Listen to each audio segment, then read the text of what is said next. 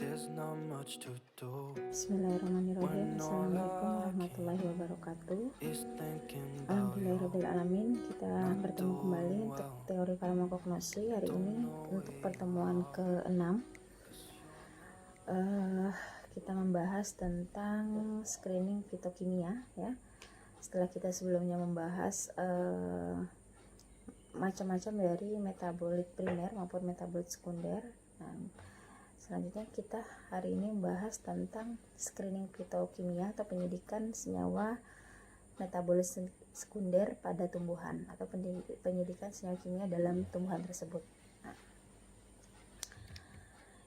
kandungan kimia Simplicia nabati ya. Kemarin kita sudah bahas antara lain ada minyak atsiri, karotenoid, steroid, triterpenoid, alkaloid, asam lemak, senyawa fenolik yang meliputi fenol-fenol, asam fenolat, fenilpropanoid, flavonoid, antrakinon, antosianin, serta santon, asam organik, glikosida, saponin, tannin, serta karbohidrat. Nah, jadi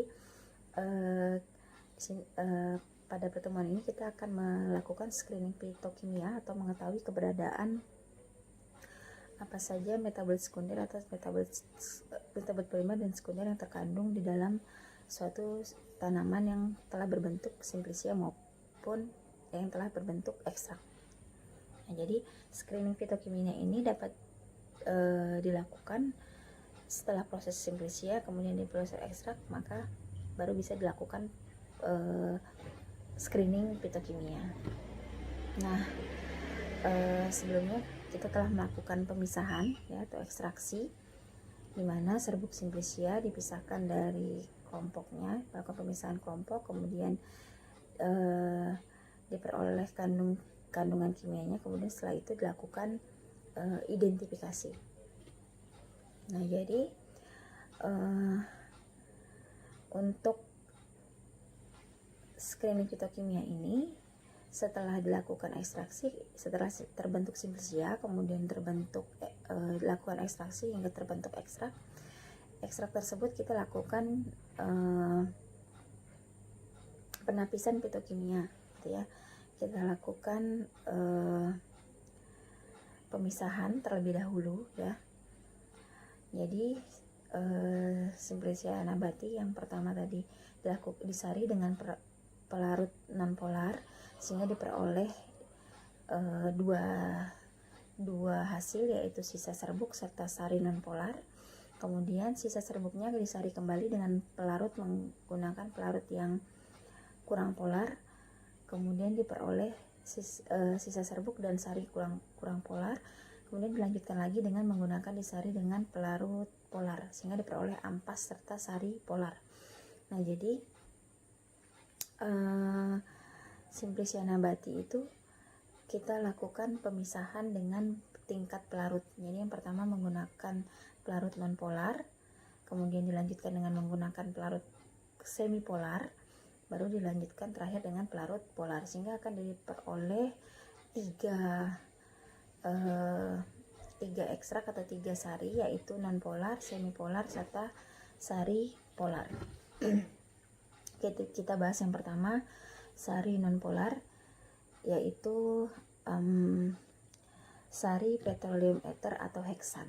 Jadi yang nonpolar itu biasanya menggunakan pelarut petroleum ether atau heksan. Nah, biasanya berisi antara lain sari nonpolar itu biasanya berisi minyak atsiri, lemak dan asam lemak, steroid dan triterpenoid serta karotenoid. Dan pengotornya biasanya masih ada klorofil serta resin.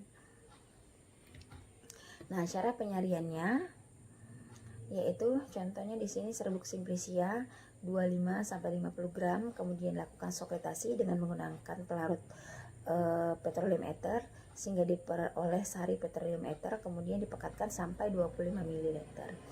Nah, biasanya berisi minyak atsiri tadi, lemak dan asam lemak, steroid dan triterpenoid serta karotenoid.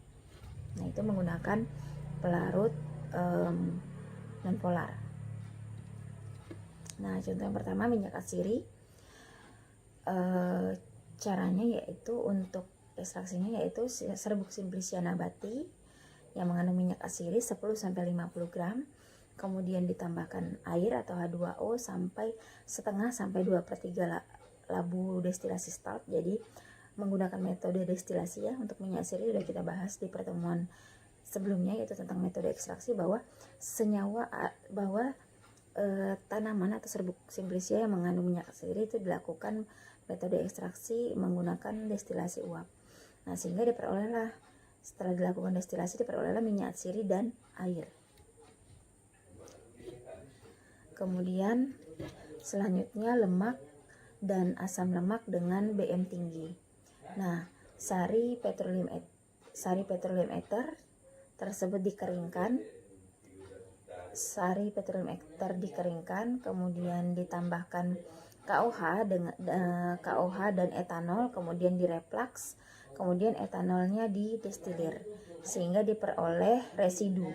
Nah, residu kemudian ditambahkan air panas, kemudian didinginkan, kemudian diekstraksi dengan ether sehingga diperoleh dua sediaan sari ether, yaitu steroid, triterpenoid, karotenoid, dan sari air alkalis. Antara lain kemudian sari air alkalis ini ditambahkan HCl sampai pH 3 sampai 4 atau ditandai dengan keruh, kemudian diekstraksi dengan ether sehingga diperoleh dua hasil, yaitu sari ether dan air. Nah, kemudian sari ether itu merupakan asam lemak. Kemudian dilakukan uji kromatografi lapis tipis dan dilihat sifat fisikanya. Nah, kemudian untuk steroid dan triterpenoid itu 10 mili sari ether diuapkan sampai kering hingga diperoleh residu. Kemudian residu tersebut ditambahkan 0,5 mili asam asetat anhidrit dan ditambahkan 0,5 mili CHCl3 atau kloropom. Kemudian ditambah 1 sampai 2 mili H2SO4. Nah, ini merupakan reaksi Lieberman-Burchard. Nah, di sini merupakan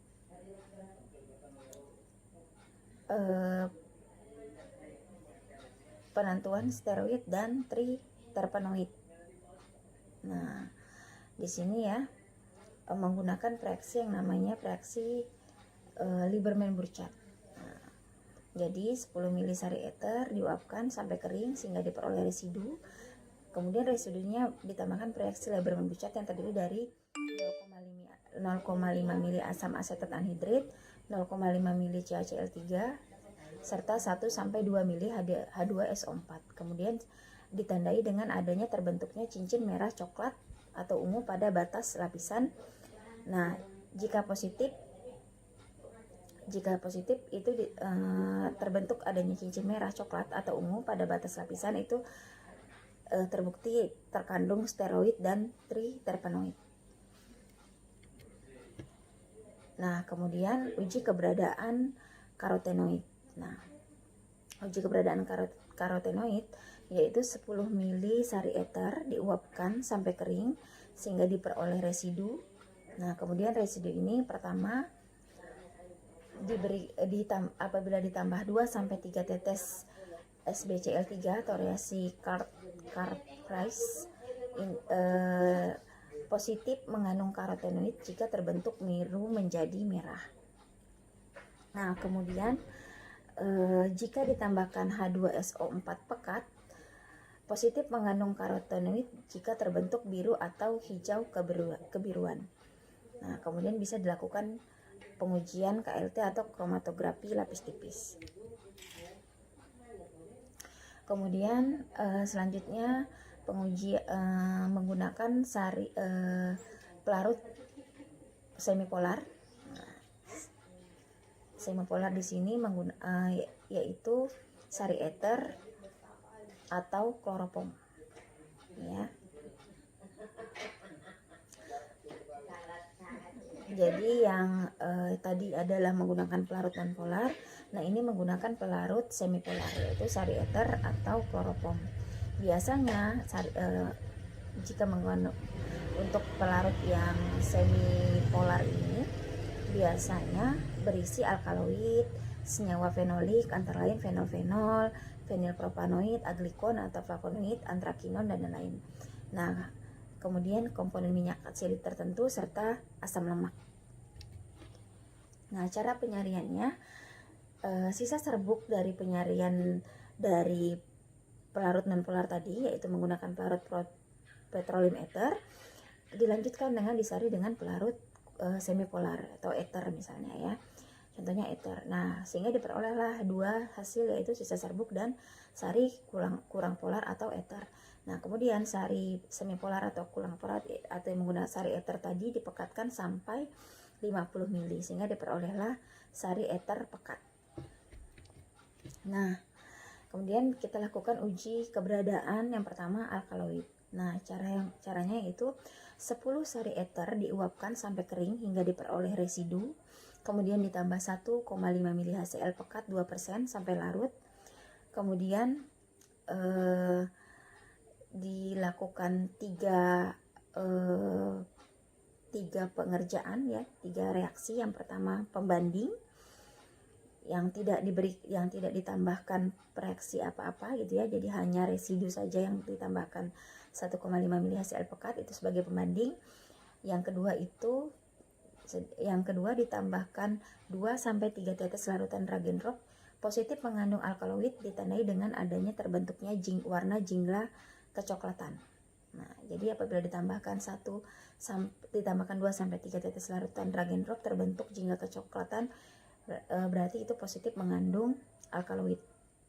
Nah, kemudian untuk wadah sediaan yang ketiga itu apabila ditambahkan 2-3 tetes larutan Meyer, jika terbentuk putih kekuningan maka positif terkandung alkaloid ya. Oke, kemudian 10 sari ether disiapkan untuk uji selanjutnya, diuapkan sampai kering sehingga diperoleh residu. Kalau yang tadi ditambahkan 1,5 mili HCl pekat, nah yang ini ditambahkan etil asetat dan campuran etil asetat dan asam tartat sebanyak 2%. Nah, sehingga diperoleh sari etil asetat dan sari asam tartrat. Nah, sari etil asetat itu merupakan alkaloid netral dan alkaloid basalma. Nah, untuk sari yang asam tartrat ditambahkan NH3, kemudian Na2CO3 sampai kondisi basa, kemudian ditambahkan CaCl3 atau kloropom, sehingga diperolehlah 2 sari, yaitu sari kloropom dan sari air. Nah, sari kloropom itu merupakan alkaloid basa, sari air itu merupakan alkaloid basa kuat atau kuartener. Kemudian selanjutnya uji keberadaan senyawa fenolik. Nah, caranya yaitu 10 sari ether diuapkan sampai kering sehingga diperoleh residu, kemudian dibagi tiga sampel gitu ya, ke dalam 3 wadah. Yang sampel yang pertama, residu yang pertama tadi ditambahkan 2-3 tetes FeCl3, kemudian disinari di bawah sinar UV. Apabila terjadi fluoresensi, itu merupakan fenol-fenol bebas. Nah, kemudian sampel yang kedua, residu yang kedua ditambahkan beberapa tetes amonia positif mengandung senyawa fenol apabila terbentuk warna hijau, ungu, biru atau biru sampai hitam. Kemudian ditambahkan reaksi K-heksacyanofera, kemudian ditambahkan FeCl3 positif mengandung senyawa fenolik apabila terbentuk warna biru sampai hitam.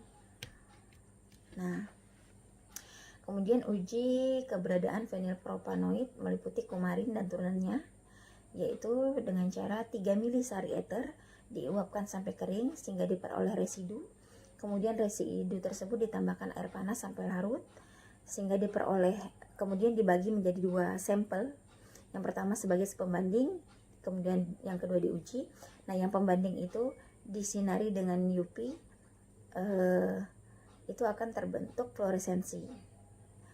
Nah, sampel yang kedua, residu yang kedua itu ditambahkan 0,5 mili NH4OH sampai pH alkalis. Kemudian apabila di bawah sinar UV akan berfluoresensi lebih terang. Nah, itu merupakan kumarin dan turunannya. Positif mengandung kumarin dan turunannya.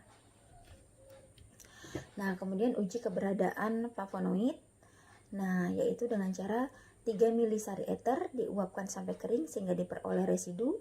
Kemudian residu tersebut ditambahkan 1 sampai 2 mili metanol 50% P. Kemudian dipanaskan, kemudian ditambah logam magnesium, ditambahkan 5 tetes HCl pekat. Pelarut HCl pekat, kemudian ditambah positif terkandung flavonoid apabila terbentuk warna merah atau jingga.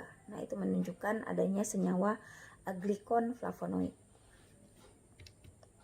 Nah, kemudian uji keberadaan antrakinon, yaitu dengan cara 3 mili sari eter ditambahkan 1 mili NH4OH 25% atau NaOH atau KOH 10%, kemudian dikocok, kemudian terbentuk lapis positif mengandung senyawa antrakinon apabila terbentuk lapisan basa menjadi merah.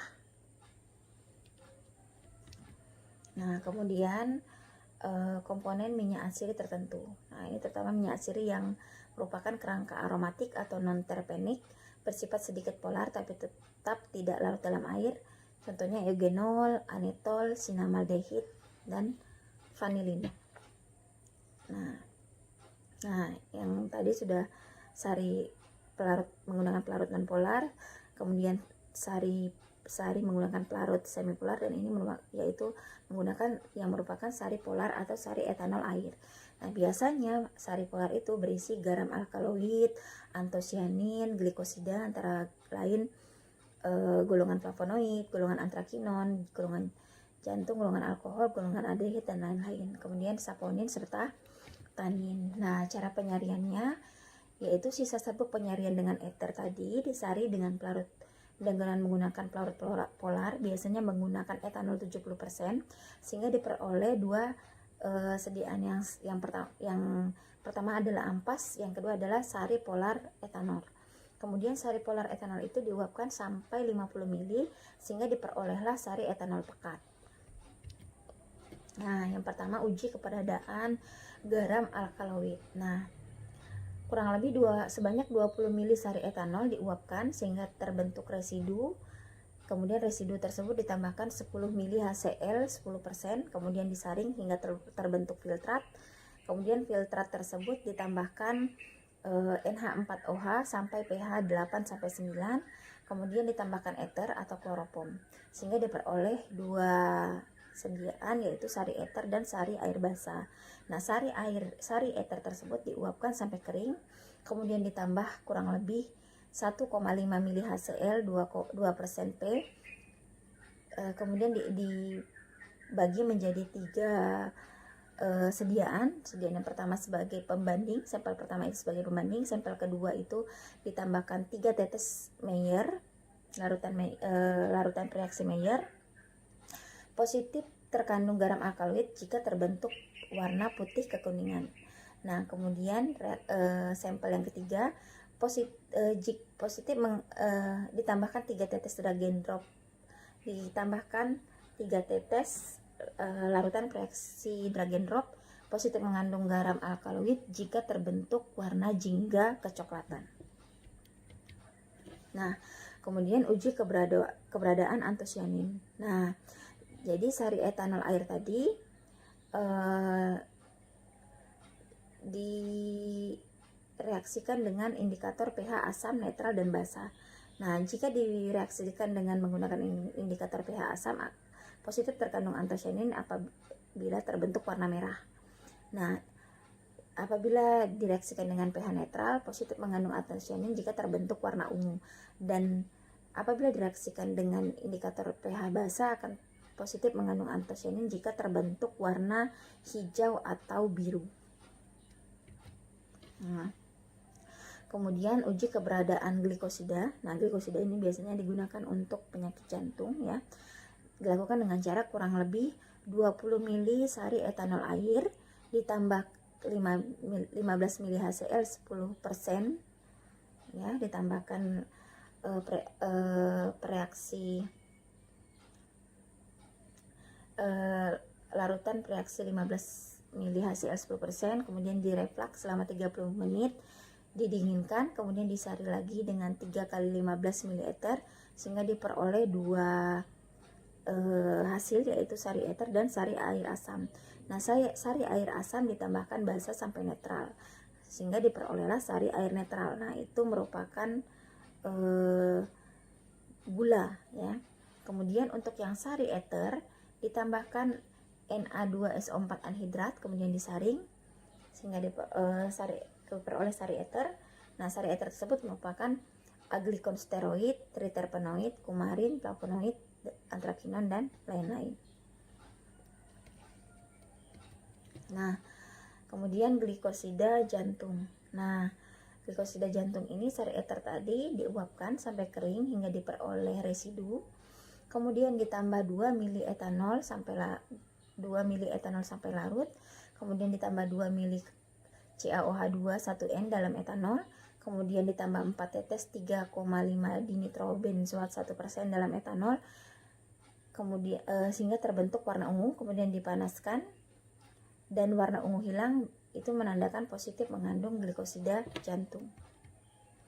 Nah, kemudian selanjutnya uji keberadaan saponin itu dilakukan dengan cara kurang lebih 2 mili sari etanol air diuapkan sampai setengahnya, kemudian tuang dalam tabung reaksi, kemudian ditambah air, dikocok selama 30 detik, kemudian didiamkan sampai buih stabil, kemudian ditambah 3 tetes asam, kemudian sampai buih stabil positif mengandung saponin, berarti itu positif mengandung saponin. Kemudian dilanjutkan lagi dengan dilakukan uji hemolisis dan uji dengan reaksi Lieberman-Burchardt, apakah itu termasuk aglikonterpenoid dan aglikonsteroid. Nah, kemudian uji keberadaan tanin. Nah, yaitu 1 mili sari etanol air ditambah larutan FeCl3 positif mengandung tanin, tanin galat yang ditandai dengan biru kehitaman, positif mengandung tanin katekol apabila terbentuk warna hijau kehitaman. Nah, kemudian tanin campuran itu dilakukan dengan cara kurang lebih 5 mili sari etanol air ditambah 1 mili larutan stiasni, yaitu larutan formal klorida, direflux selama 30 menit. Ya, direflux selama 30 menit. Apabila terbentuk endapan merah merupakan tanin katekol. Kemudian filtratnya ditambahkan Na asetat sampai netral, tambah FeCl3, positif terbentuk tanin galat apabila terbentuk warna biru tua. Nah, kemudian uji keberadaan karbohidrat itu meliputi manosa, yaitu glukosa, galaktosa, ramnosa, dan yaitu merupakan gula reduktor. Kemudian oligosa, yaitu kurang dari 10 unit manosa, yaitu asakarosa, gentibiosa, rafinosa, dan stasiosa. Dan poliosa, yang yaitu lebih dari 10 unit manosa, yaitu antara lain gom, lendir, pektin, dan pati. Nah, yang pertama keberadaan karbohidrat, yaitu dengan cara kurang lebih 2 mili sari etanol air diuapkan sampai kering hingga terbentuk residu. Kemudian residu ditambahkan 2-3 tetes H2SO4 pekat.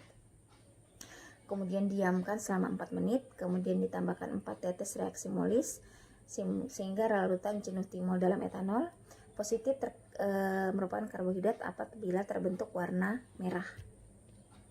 Nah, kemudian uji keberadaan pati, 1 mili sari dienak tuangkan, kemudian ditambah 3 tetes lugol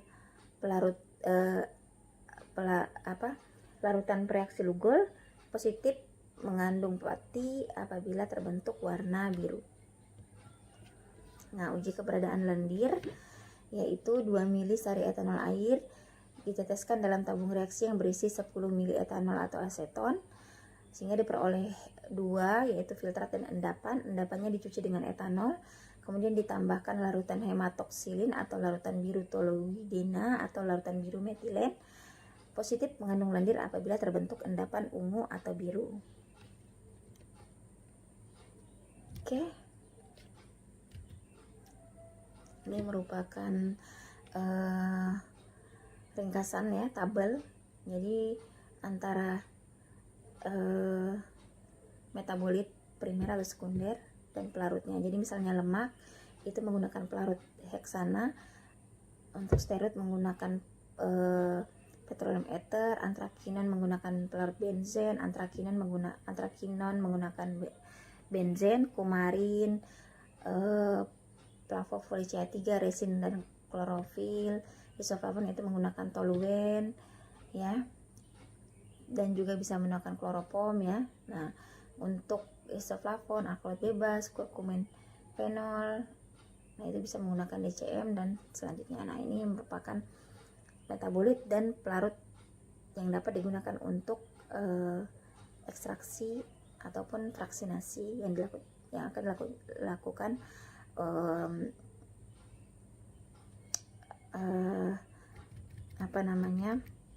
screening fitokimia.